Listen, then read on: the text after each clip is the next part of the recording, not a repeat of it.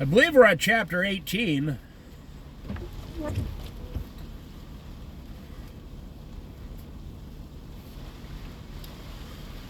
The Umpqua River in blah blah blah. The Umpqua River in Winchester Bay. The day after Christmas, 2024. Look at how dirty the water is. I mean, it's pretty close to flood stage, in my opinion. Proverbs chapter 18. I still got a bit of a cold, as you can tell, but it's going away. It's the slowest cold I've ever had in my entire life. You get like 1% better each day. And then you lay down at night and your whole head is clogged up. Now, most people run to the hospital as fast as they can and absorb a $5,000 bill, you know, or throw insurance on it. But I did some research on it. They won't even give you an antibiotic shot unless you've had it for over 2 or 3 weeks. And I've only had it about 6 days, and it's going away. They said it's not a flu, and it's not a coronavirus or anything like that. It's a cold virus with chest congestion. Say that 20 times real fast. You know, the ducks don't really seem to mind this big, huge water. They just go about their business, floating in and out. And they said plenty of rest and plenty of fluids, and that's about it. And that's what I've been doing, and it's going away. Chapter 18. An unfriendly person pursues selfish ends, and against all sound judgment starts quarrels. Have you ever known anybody who just can't keep their mouth shut? I want to show you out here. Look at this. Look, it's coming down sideways. Check it out. Let me zoom back out. Watch this.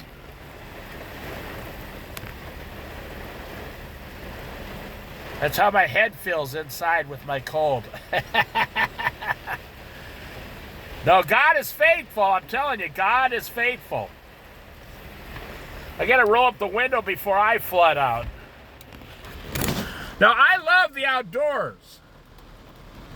I'm one of the true last outdoor people.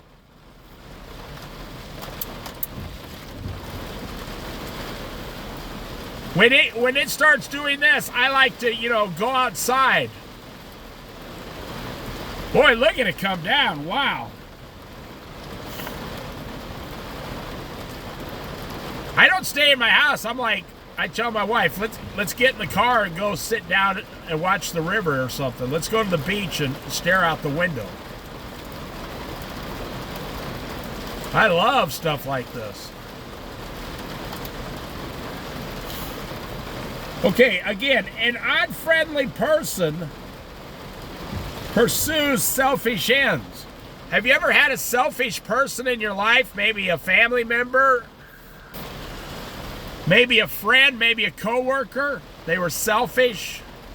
Or a buddy that you always had to pay for the drinks, or they never pay for you, but you always have to pay for taking them out to lunch. This person is always thinking about themselves. This happens a lot with single guys. When they don't have a wife and kids and a house, they think about their money constantly. If you don't have a wife, well, at least you got some money in the bank. If you don't have kids, well, at least you got your money. You think about your automobile and your money as a single guy.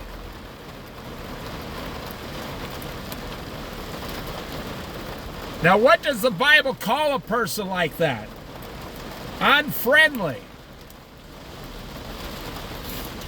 They get invited places and they never go. They're always thinking about the cost of everything. It's starting to hail, look.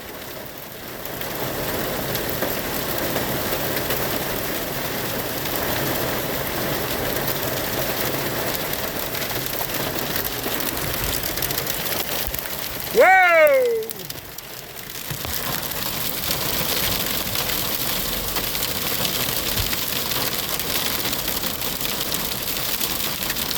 I just prayed to the Lord for protection here.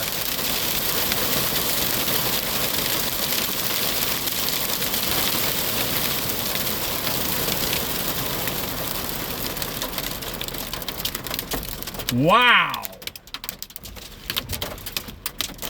Hear that hitting the roof of my vehicle? It's really tiny hail, like pea-sized hail.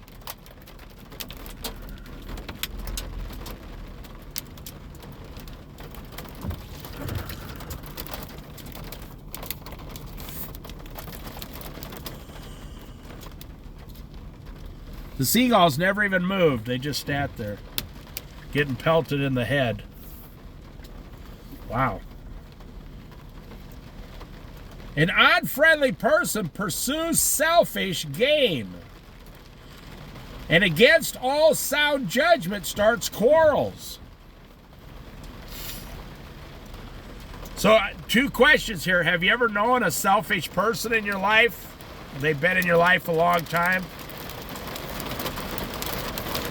Have you ever known someone who is only thinking about their own gain?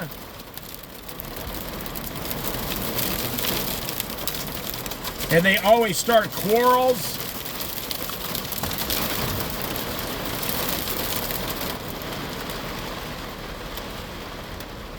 I know people who can't stop arguing with anybody. And they're a Christian. Yeah. Martha was that. The sister of Mary, Martha. She was complaining that Mary wouldn't help her with make the food and stuff when people came to the house. Jesus said, Martha, Martha, you are troubled by many things. But only one thing is required. Your sister Mary, your younger sister Mary, has chosen that one thing, and it shall not be taken away from her. Mary chose to sit at the seat of the feet of Jesus and listen to him. Because she came in and tried to tell the Lord what to do. She was going to argue with the Lord. Martha was like, Lord, don't you care that my sister isn't helping me? Well, then she got embarrassed. The Lord had to embarrass her to get her to stop. How many people do you know like that? The moral of the story is you don't want to be one of those people. You don't want to be known as a selfish person or an unfriendly person. I mean, think about it. Who wants to hang out with a person that only thinks about their own welfare and their own money?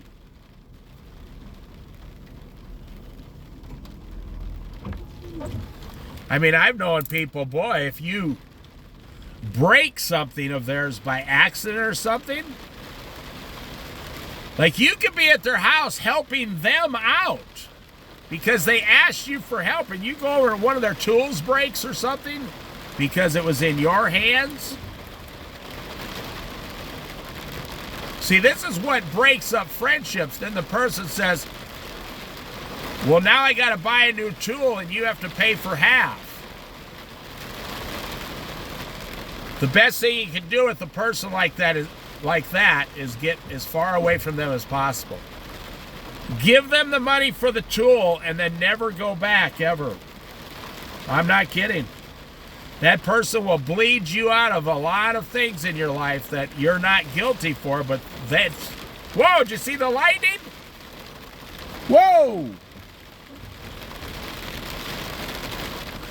You see that? Did you hear that thunder?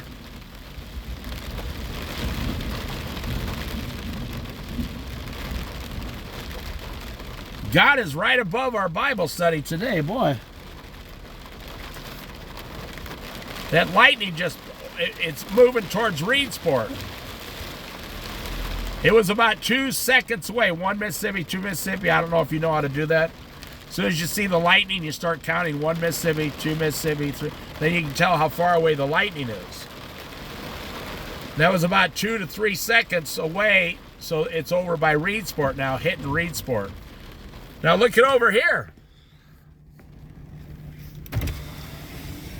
It's as clear as a bell behind me. But in front of me, it just came over us and plowed right straight towards Reedsport. Verse number 2. Fools find no pleasure in understanding, but delight in airing their own opinions. Wow. I mean, what are you going to do if you got someone like that in your life? I'm telling you, get away from them. You don't owe anybody an explanation in this world, except your wife and your children.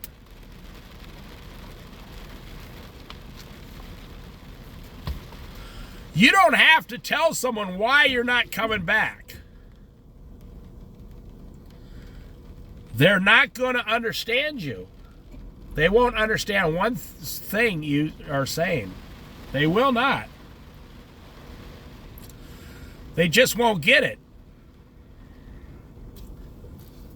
You ever notice how the Bible puts like 4 or 5 verses together all on the same subject? And I go back and when I see that, I look at key words. Go back to verse 1 and 2. Unfriendly, selfish gain, against all sound judgment, starts quarrels, fools, no pleasure in understanding the truth, but they delight in airing their own false opinions.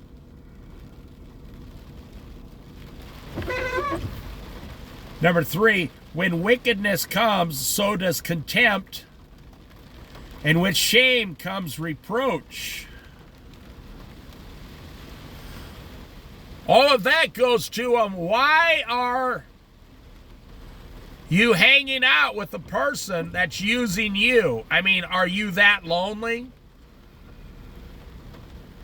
that you have to, you can't let go? Well, you say, well, this was my good buddy since high school. He's just kind of an asshole. You know, excuse my language.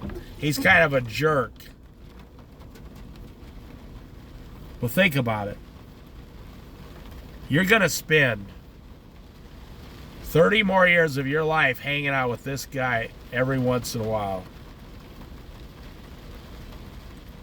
That's like if you have a beautiful garden, right? If you're a master gardener and you have a beautiful garden. But every once in a while you go into your own garden and plant the seeds of weeds. You plant weeds. You spend all this time doing your vegetable rows, your corn rows, your bean rows, your carrot rows. You got your watermelon growing on the top. You know, maybe it's August and it's all coming to fruition. Everything's growing great. You chased out as many rabbits as you could. You even got lettuce heads coming up there.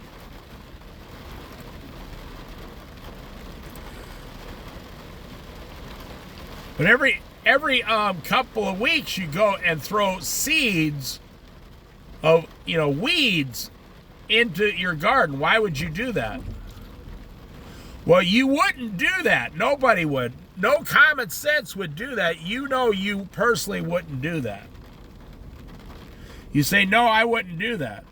But that's what you're doing by who you associate yourself with.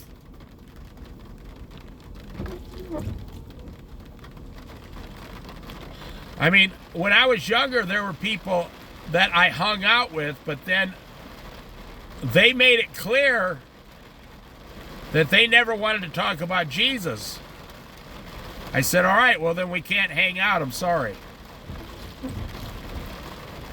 They said, you mean to tell me you're not going to hang out with me because I don't want to talk about Jesus? And I said, well, look at it the other way. You're telling me that I can't talk about Jesus around, I can't mention Jesus whenever I'm around you. They said, yeah, that's true.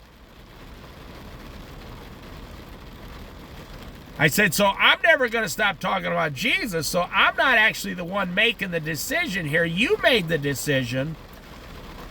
I told this, it was a close friend of mine. You made the decision. You told me I can never talk about Jesus. It would be like telling me I could never talk about my wife and my children. He said, well, how is that the same thing? I said, because I value Jesus more than my own wife and children, which you're supposed to as a Christian man. I value Jesus higher than anything. He said, oh, well, he said, yeah, I can't have you talking about Jesus around me. And it wasn't like I brought it up very often. And we never hung out again, never saw the guy again. I don't have no idea where he went or anything.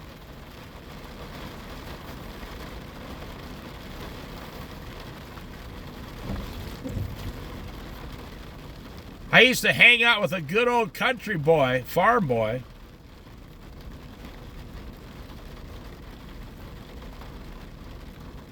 You know, and he was a great guy. And then people change. And some people change for the worse. Way for the worse. So this guy, now, he wanted to go out and start doing like criminal mischief type things.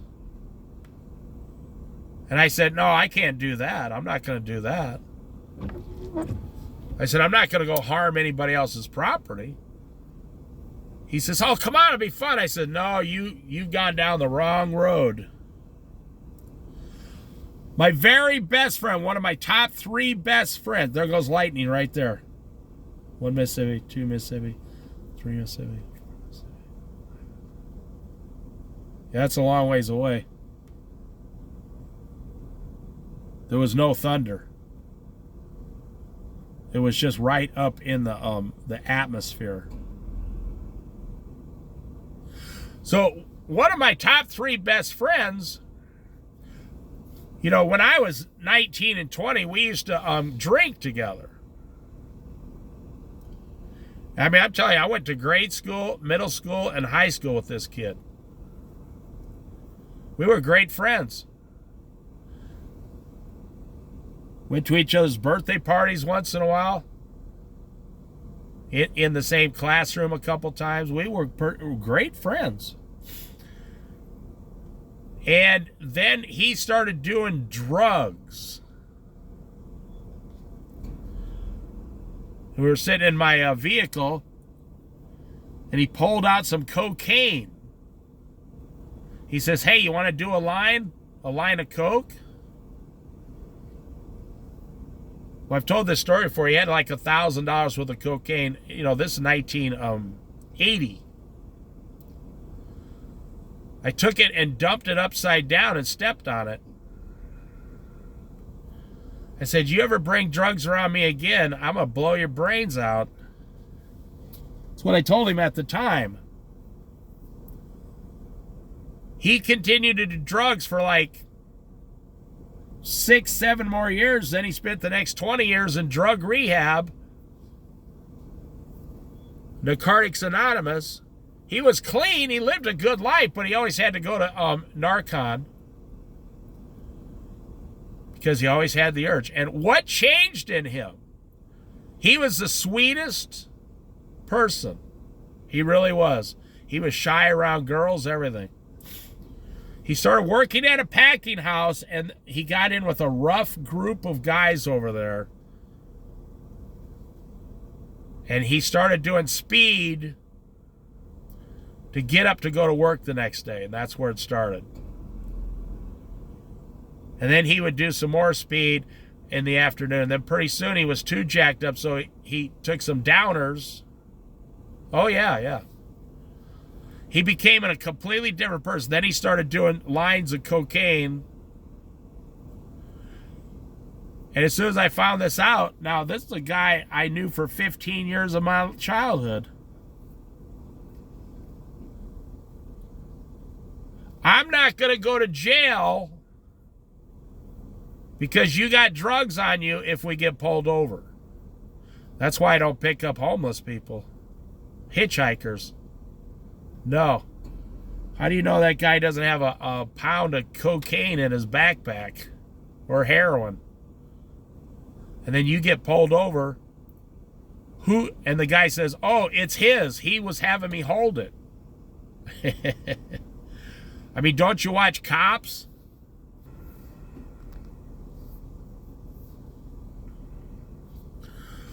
So we're talking about these people. An unfriendly person pursues selfish gains. Against all sound judgment, it starts quarrels. Fools find no pleasure in understanding or truth. They delight in airing their own opinions. When wickedness comes, so does contempt, and with shame comes reproach. The words of the mouth are deep waters, but the fountain of wisdom is a rushing stream. Like here, the words of the mouth are like deep waters out here, like just filthy, dirty waters like you're seeing out here.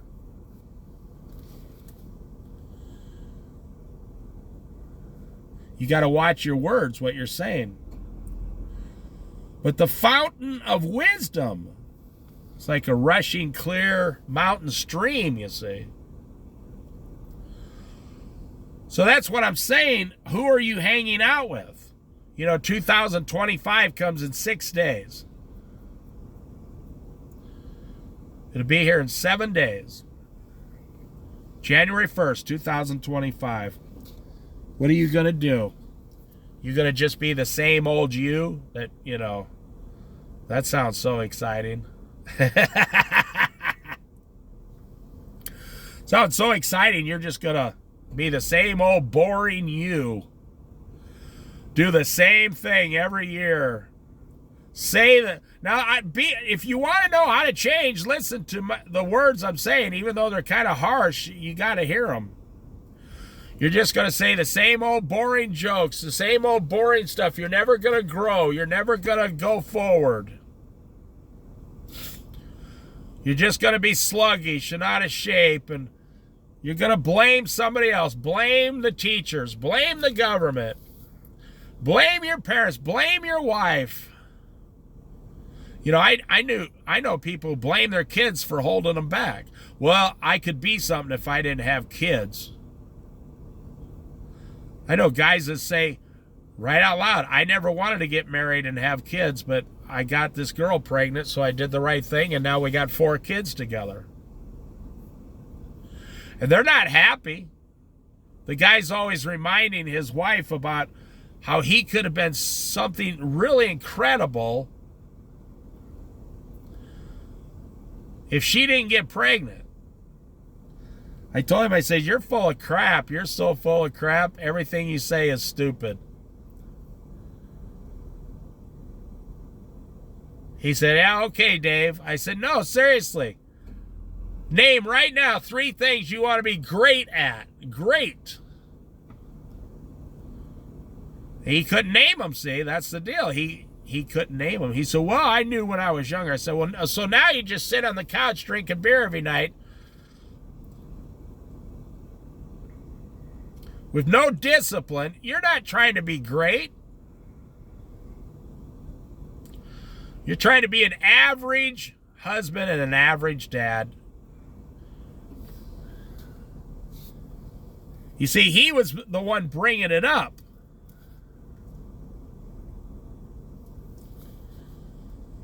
It is not good to be partial to the wicked and so deprive the innocent of justice. You know, in the Old Testament, when someone was wicked, they would take him out to the edge of the city and stone him to death. Immediately.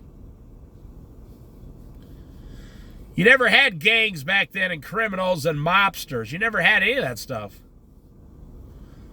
Because someone would show up and shoot all of them. That's what justice in America used to be. The sheriff would walk down the street with a 6-shooter and a rifle and shoot you. We never used to allow people to get away with all the crime we allow people to get away with today. I'm not talking about, writing a bad check or something. I'm talking about real crime. Murder, rape. Sometimes squatters can live in someone's house and they can't get them out of the house because the court system won't let you kick them out. Oh, I could go on and on and on. We got illegals in America killing innocent girls all the time.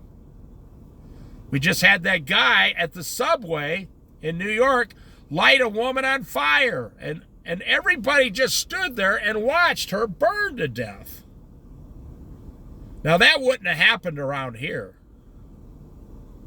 You try something like that in Oregon or Montana or Texas, you know damn well what's going to happen to you.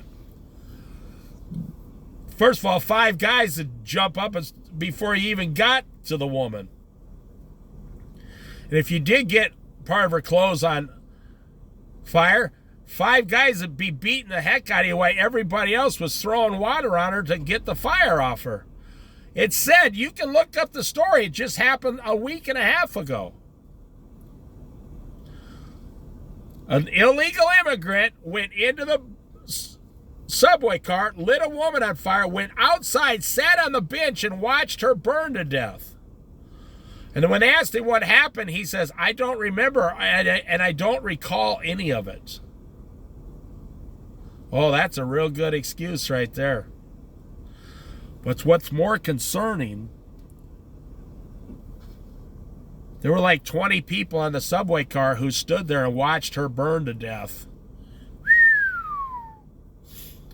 They didn't want to get involved. Then there's that guy, that prepper guy from Yale who killed the CEO for the healthcare company.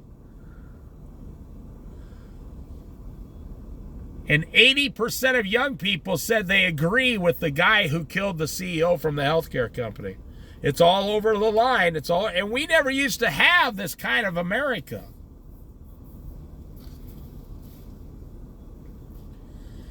It is not good to be partial to the wicked and so deprive the innocent of justice. Now, I know one thing, Donald Trump's going to change a lot of that. He's going to get rid of all those people going around that aren't citizens, and they're committing like gang crimes and drugs and stealing and killing and raping young women. I mean, you can't even, as a young girl, you can't even jog down a biking path now. Some homeless guy will grab you, throw you in the bushes, rape you, and kill you. We had 2 guys earlier this year, or it might have been late last year, driving around Oregon, snatching women off the street. They found them quickly. Oregon has a very good police force, the state of Oregon. There's a lot of great police in Oregon. But there's also a lot of citizens with... You think this is a liberal state. No, this is a liberal state where every liberal has a concealed carry license and carries a gun inside their coat. That's why I love Oregon. There'd be a lot of liberals here, but half of the liberals are the ones carrying the guns.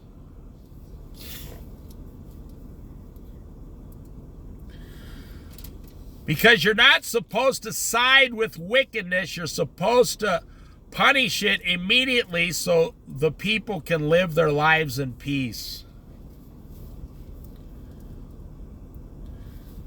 But if you go to the book of Revelations and the studies about the end times with Jesus, he says all these things are going to turn upside down. Good will no longer be good, it'll be bad, and bad things will now be considered good. And that's what we're seeing. That's why we're seeing all this stuff. That's why we're seeing the whole thing turn completely upside down. A man is no longer a man as a woman. A woman is now a man. You can be arrested if you don't use the proper pronouns for someone in Canada. Oh, yeah.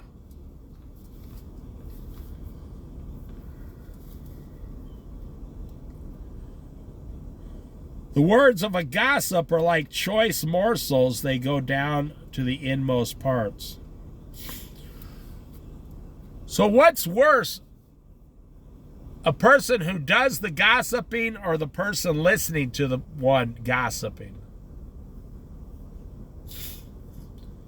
I had to learn this as a restaurant manager because waitresses love to talk about each other. Now, I don't care if you agree with me or not. Men don't sit around gossip. Oh, did you hear what Bob did? Did you hear what George did? No. Men don't talk that way. Men are like, hey, did you hear what that dumbass did yesterday? And they just blurt it out for everybody to hear.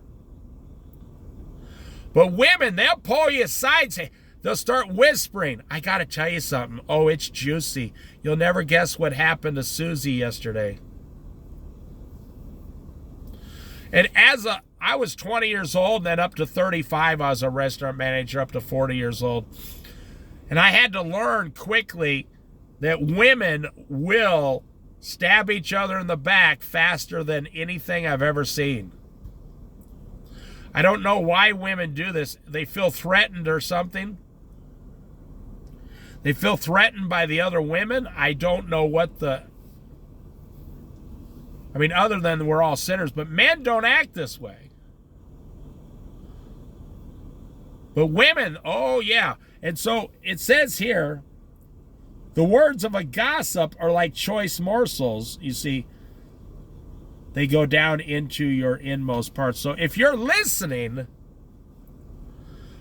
someone says, hey, you want to hear something? Like if someone comes up and says, you want to hear a dirty joke? I always say, no, not really.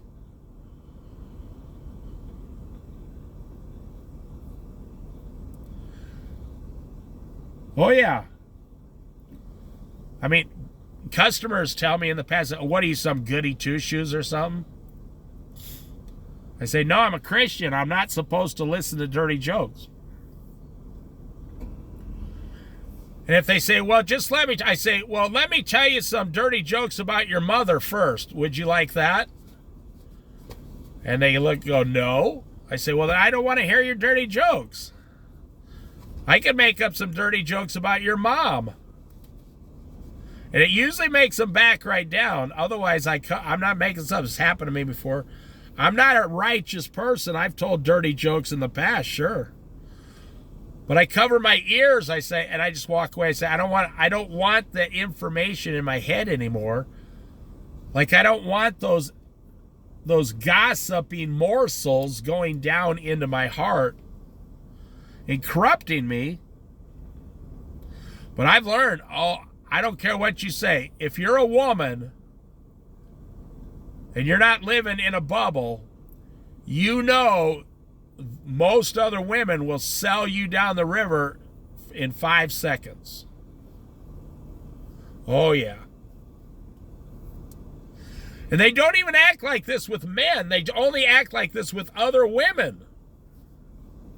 Like if there's someone at your work that you don't like or they don't like you, instead of just keeping your mouth shut,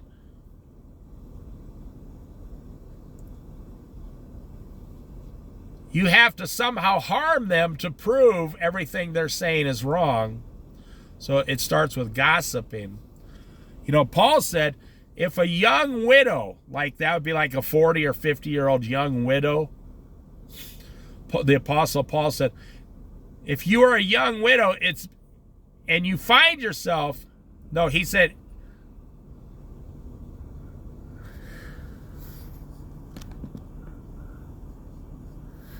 and you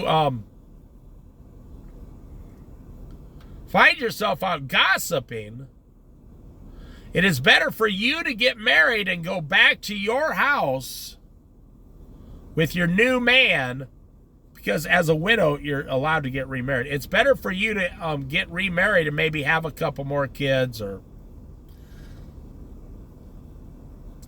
he said, because otherwise, Paul said he experienced this himself. All the young widows go to each other's houses all day and sit around gossiping all day. He said, and that's not good. Paul talked about it in depth. Verse number 9. One who is slack in his work is brother to one who destroys.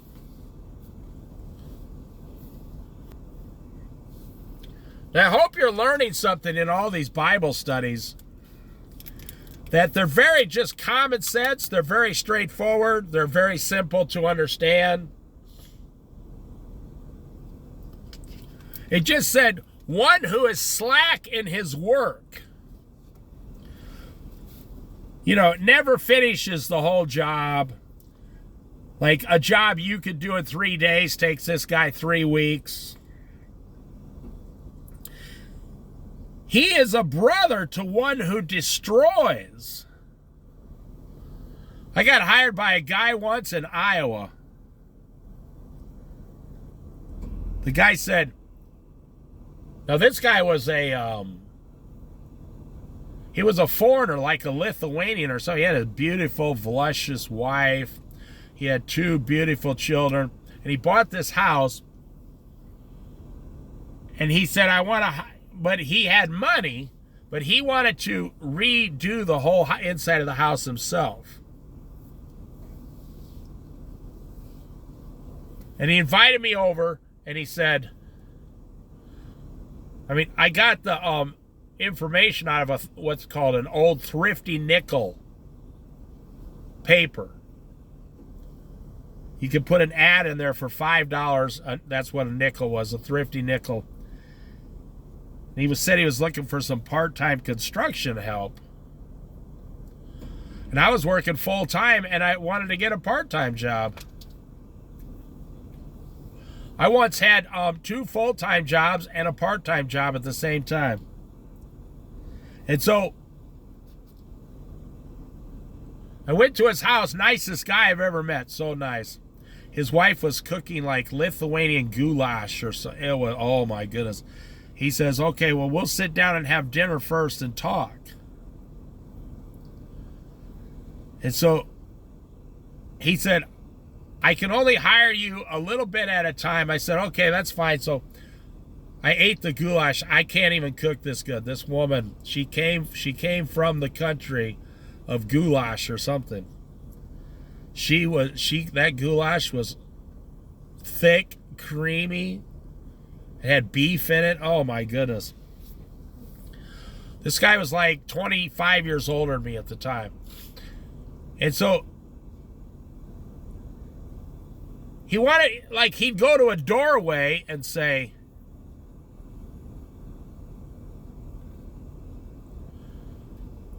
okay, we're going to put 2 boards right here. So I worked with him like twice. And then I told him, I said, okay, well, you've only had me do like 3 things in 6 hours. In 6 hours, a guy usually frames half a house. He says, yeah, well, I said, you're thinking about it too much. I said, I thought you were lazy, but you're not lazy. He worked full time somewhere. I said, you're not lazy. And he could barely speak English. Look at these 2 huge snowy plovers right here.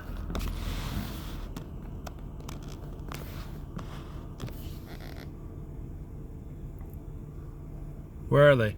Right there. Right next to the water. Look at those. They're big ones. Look at those rings on their neck. Very beautiful birds.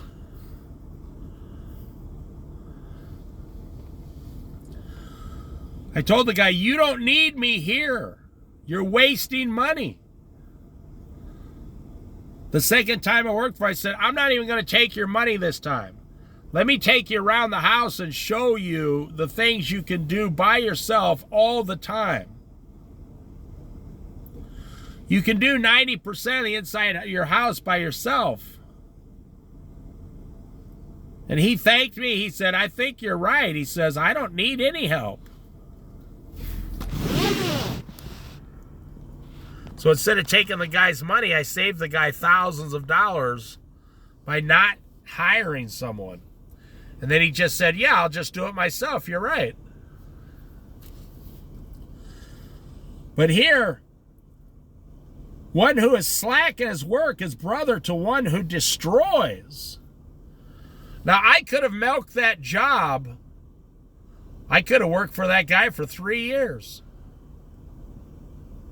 Easily. I could have milked that guy for $100 a week in a part-time job.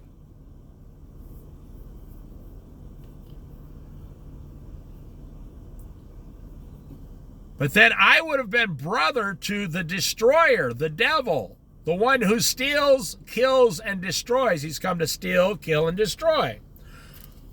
Is brother to the one who destroys. Who is that? That means you're brother to the devil. You're brothers with the devil, not Jesus. Jesus came to give life and give it to the fullest. The devil came, Jesus said he was a liar from the start, and he came to kill, steal, and destroy.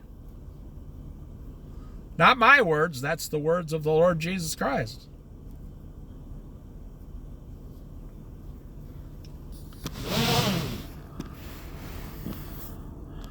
So sometimes you got to ask yourself, does God want me taking money from this person?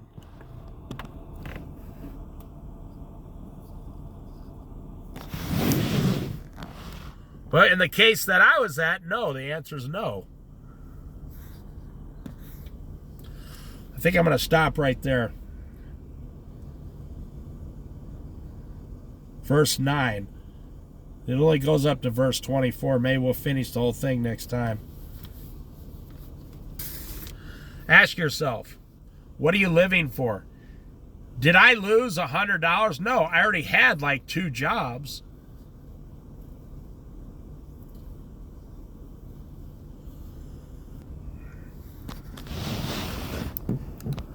Look at that snowy plover right there.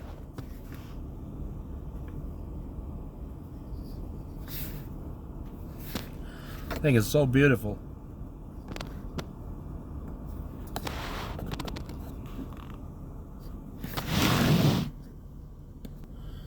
What did we learn today? It's better to do what is right, even if it's not benefiting you.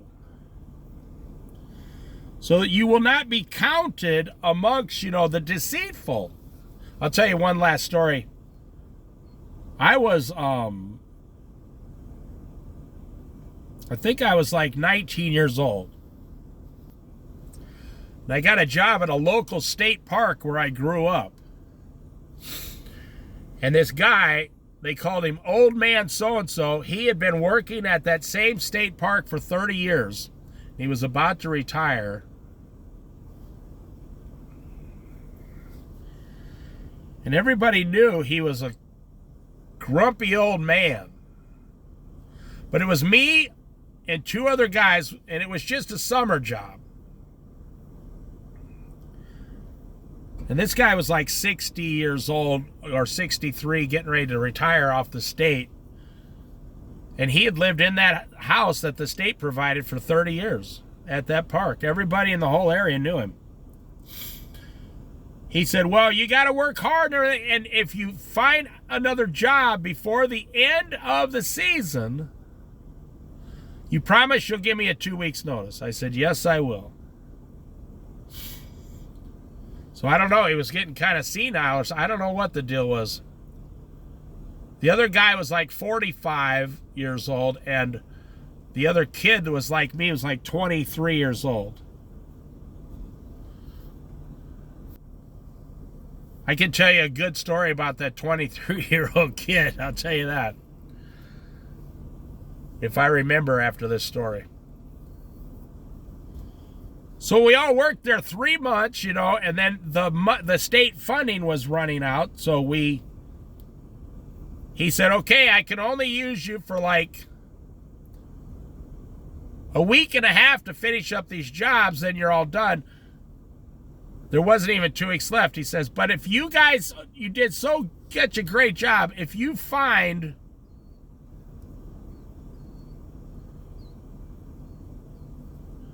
another job, don't worry, you don't have to give me a 2 weeks notice. You can just go to the other job. So this is how I operate. I found a job that night when I got off work. In one day. And I came back the next day. I said, hey, I found a job that I start tomorrow. Because you said we could. And everybody was like, yeah, that was the agreement. This old guy, he flipped out and that's why he had the reputation he had. He flipped out. I mean, I've never really experienced that before with a guy like that. And the guy used to carry a gun and stuff. He was a state official. And he was telling me, if you ever come back to this park, I'll have you arrested and on and on and on. I was like, if you want me to give 2 weeks notice, I would have. Well, the guy, I don't know if he was having a bad day. I have no idea. Or if he was just old and senile. I have no idea. So the 45-year-old guy steps in and says, whoa, hey, I guess he worked for him for like 4 or 5 years. He said, you're doing the wrong thing here, sir. He said, you got no right treating this kid like this. He's only doing what you told him to do. And the old guy says, so I suppose you're going to take this kid's side. He said, I'm going to take the kid's side, and I'm never working for you again. I'm leaving right now. And all 3 of us walked out at the same time because the guy was just completely flipping out. So there are situations that arise in this world that you have to decide whose side are you on? God's? You might walk away with God broke, right now. But God will make it up to you. Or you could walk into the world situation and do whatever they tell you, and then they own you and they mistreat you. Well, I'll tell you this story about this other 22 or 23-year-old kid. This kid was like some kind of electronics expert. He went to electronics school, not electrician school. This was an electronics school. Back when you learned how to fix stereos and CB radios and your radios and TVs, stuff like that. They don't have any of those today. You just throw it in the recycling bin and buy a new one. But back then, you could get the diagrams and everything, and you had to know about soldering, and he went to school for about 18 months for that. And he says to me, and he used to drive this little mint condition like Ford Pinto. He goes, hey, you want to see something cool? This was before the guy flipped out on all of us. He said, I'm going to show you something. You can never tell anybody you saw it. I said, okay. Like, what am I getting into here? He says, hop in my car. This state park was the highest point in our city. So it would go like, 400 foot up or what above the rest of everything else. So we went up there, and it was just getting dark.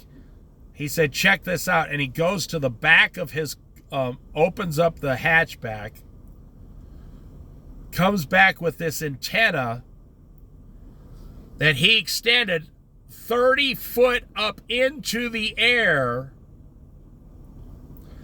and had these big clamps and clamped it to the front of his car.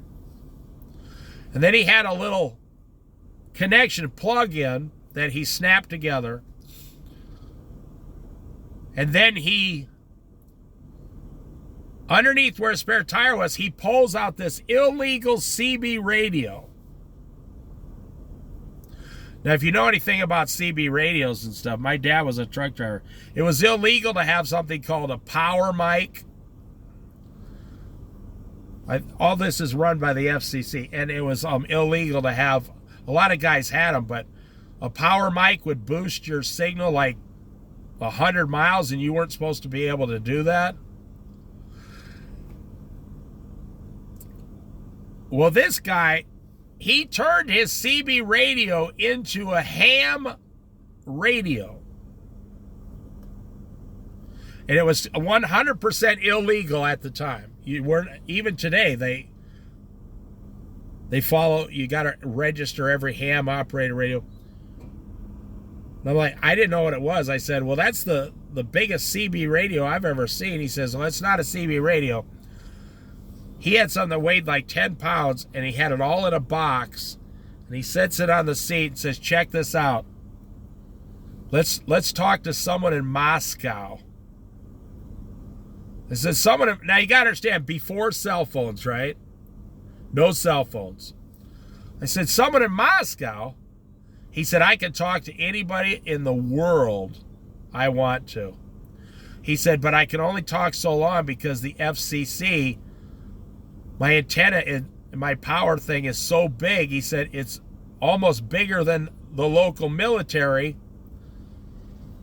So I can only stay up here for like 30 minutes and then I have to leave because they start tracking me to find me. I didn't know anything about it. I still don't, actually. I don't know anything about electronics. I can barely put the batteries in a radio.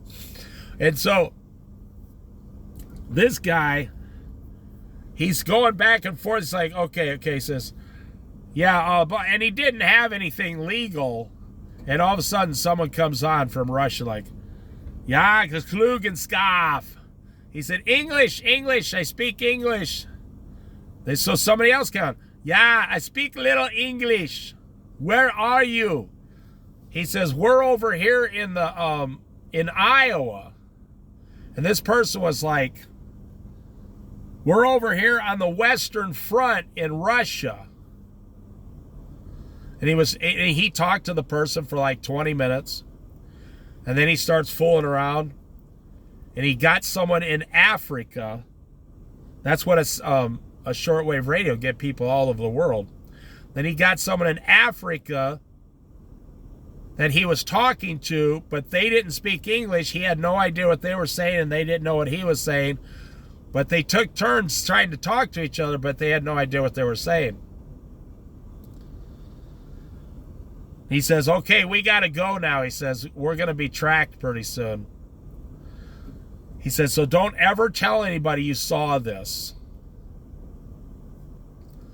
I said, no, I don't even understand it, actually. He says to me, I'd probably lose my electronics license, and I don't want to lose it. He was kind of like the modern day computer hacker today. Someone who can hack the computers. This guy could hack shortwave radios and CB radios and put them together and put a 30-foot antenna on straight up off his Ford Pinto. And then it was like 2 weeks later, the guy flipped out and basically fired all of us for whatever reason. And then I never saw the guy again. Now, it's amazing today. I'm going to finish right now, but you can just get on a cell phone and talk to anybody anywhere in the world you want to. What do we do with our cell phones? We look at Instagram, Facebook, and YouTube all day on the cell phone and only talk to 3 people. The greatest technology ever in the history of the world. If you have a cell phone, you basically have 6 billion customers at your fingertips.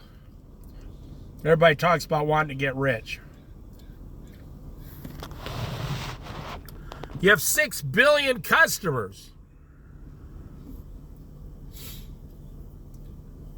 And what do? You talk to like 4 or 5 people and stare at videos all day.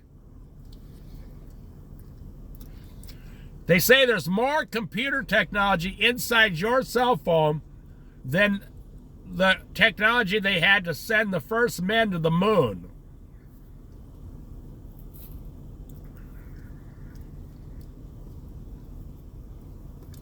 You could literally just start calling people up on the phone and telling them about your business.